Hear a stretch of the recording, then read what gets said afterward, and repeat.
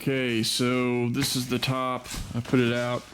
It's kind of a heavy, decent. It's not built like a Jeep liner. I wouldn't say it's as heavy as that. It's more of just a material. I paid about 120 bucks shipped to my door for it, which is about the normal, I think, price. Comes with this package of clamps and then a rail. Obviously, that must. No, these are the. Not a rail. These are pieces that go inside to give it rigidity. Evidently. So we'll see how this goes. Overall, not super impressed with it. I think it's got some good stitching there and stuff, but I guess we'll see how it works. See, the piece up here is a little beefier. It's got that plastic on it, like kind of, but it's only single stitched. This is a Honda Oem cover too, so I figured it might be a little bit beefier than what it is, but I guess we'll see. Better look. You got two little fiberglass rods. You've got these bar attachments, I assume that, and then your directions, which I kind of had seen. If you are good with a computer and you got a phone that has the encryption label, it's easy. But for all these people that don't use computers, please, Honda, do us a favor. I use computers, but a lot of people don't. It's gotten to be ridiculous how you can't even get instructions anymore printed out. You have to go to a link and somewhere else. Stupid. So, a few bolts, that, and that. Yep. Like this one here, needs to slide over. That. Reckon? Yep. They look about the same. Let me go over them. Is it in about the same area though? This one's further in. Yeah. Than that one is. This is just to give it some support.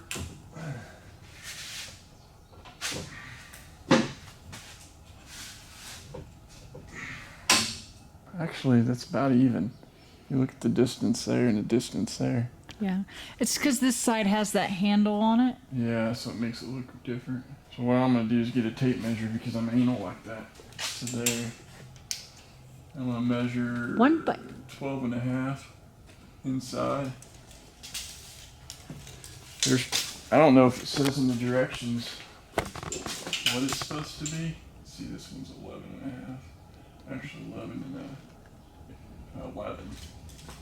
So I'm an inch and a half in over here compared to over there.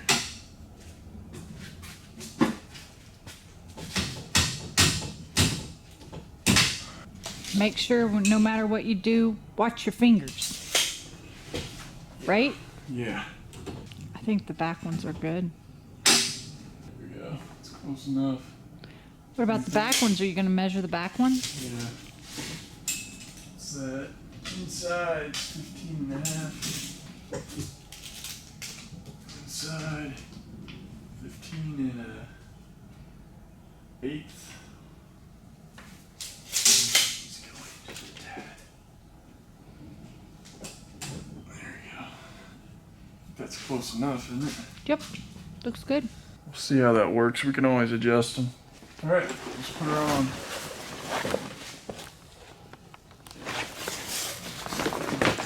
Hold on. What are you doing? This.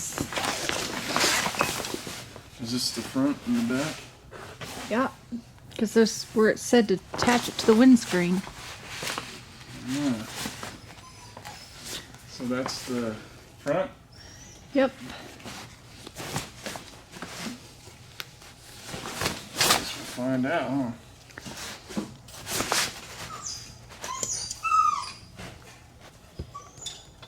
Should be able to just go right through this net.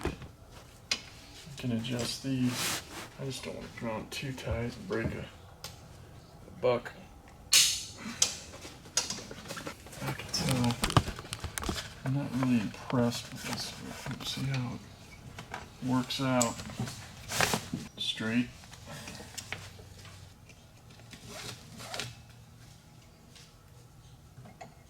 Nope, I was right. Or to the lower ones. You can go to the top ones.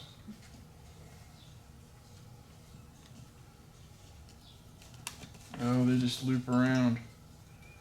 They loop around these. Nope, you got it wrong. Honestly, I don't see why we couldn't just do it that way though. I like that better. Because all you have to do is Of course, tighten. I don't know. Because see, they have it looped right here. Yeah. But I like this better. Yeah, okay. So we need to fix the back. The backs should be down on the bottom ones. That makes more sense anyway, because it keeps it from being all. Well, you don't want to over tighten it, please, because if you break the buckle, then we'll have to figure out how to get another one.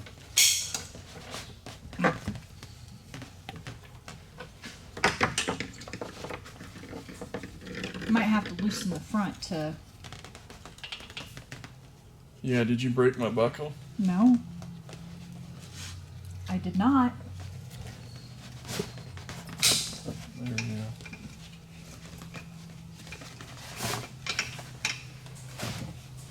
Can you loosen your front? Why would I loosen my front? Because I gotta have some kind of. There we go. Once you get that one, you gotta kind of even them out. I know.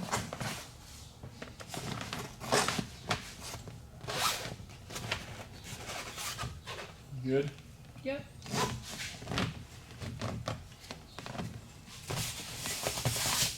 What do you think? I think it's pretty cool. That would be like a parachute whenever you're freaking driving without a windshield. But so here's what we found out. Of course, if you follow the directions exactly, it says to connect these right here, there, and wrap them around because there's an actual loop in it right here. You can wrap around there and you can get it to here. I don't see the difference. I mean, we don't utilize this for anything else, so we just put it here. She did that. Then the other side, it's just kind of evening everything out, getting the seams lined up with the side of the unit. And then the back, show them what we did in the back. We follow the directions in the back. You can actually put it, you could put it here. Problem is, to get it nice and even like it's supposed to be, you're supposed to attach it here and give it that. The bars, we have them set up inside. If you look inside, I actually like the placement of the bars. It's on this part right here. Whether or not this whole windscreen thing that they're talking about is for if you have a poly windshield to attach it so it doesn't flop around. We're not to that point yet because we're going to do a customized windshield. So we're going to do a customized windshield on that. So we're not there yet. We're not going to be flying around the dirt roads or anything anyway in this thing. It's mainly a work rig, so. And it was just to keep the water or the, a little bit of debris off our heads. However, we'll see how this works out whenever we put the window on, or fab the window up. That's a whole other video. Stay tuned for that. It's going to be a process. I'm not using the Honda factory stuff because it's outrageously priced. Not saying that I won't do that one day, who knows. But I'm using a different thing. It's kind of a surprise for my new video, so wait until I get it fabbed up and until I have trial errors and all that jazz, because it's going to be interesting.